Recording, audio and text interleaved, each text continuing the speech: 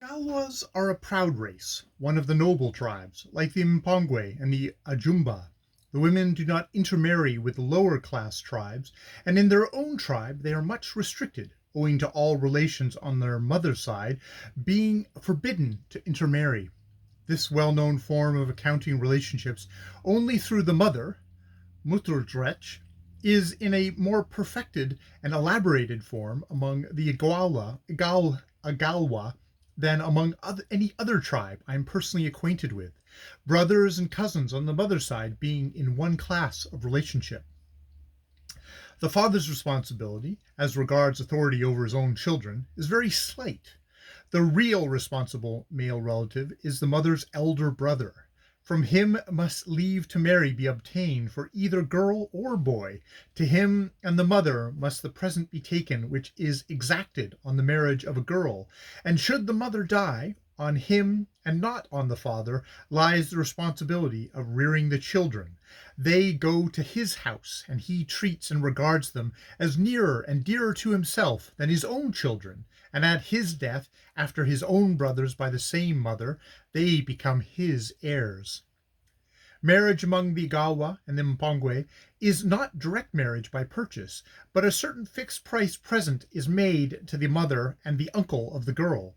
Other proprietary presents, kuliki, are made, but do not count legally and have not necessarily to be returned in case of postnuptial differences arising leading to a divorce, a very frequent catastrophe in the social circle, for the Agawa ladies are spirited and devoted to personal adornment, and they are naggers at their husbands. Many times when walking on Lmbrn Island have I seen a lady stand in the street and let her husband, who had taken shelter inside the house, know what she thought of him, in a way that reminded me of some London slum scenes.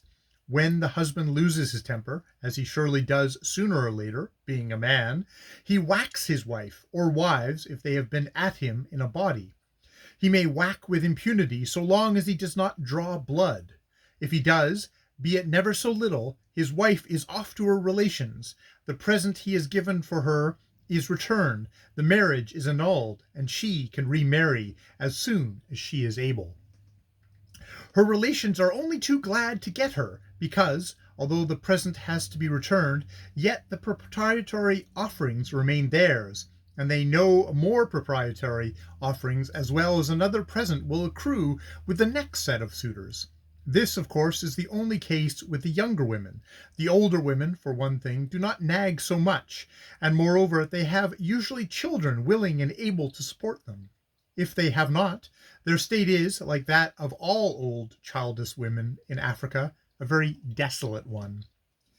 Infant marriage is now in vogue among the Goawa, and to my surprise I find it is of quite recent introduction and adoption. Their own account of this retrograde movement in culture is that in the last generation, some of the old people indeed claim to have known him, there was an exceedingly ugly and deformed man who could not get a wife, the women being, as the men are now, great admirers of physical beauty. So this man, being very cunning, hit on the idea of becoming betrothed to one before she could exercise her own choice in the matter, and knowing a family in which an interesting event was likely to occur, he made heavy presents in the proper quarters and bespoke the coming infant, if it should be a girl. A girl it was, and thus, say the Agalwa, arose the custom, and nowadays, although they do not engage their wives so early as did the founder of the custom, they adopt infant marriage as an institution.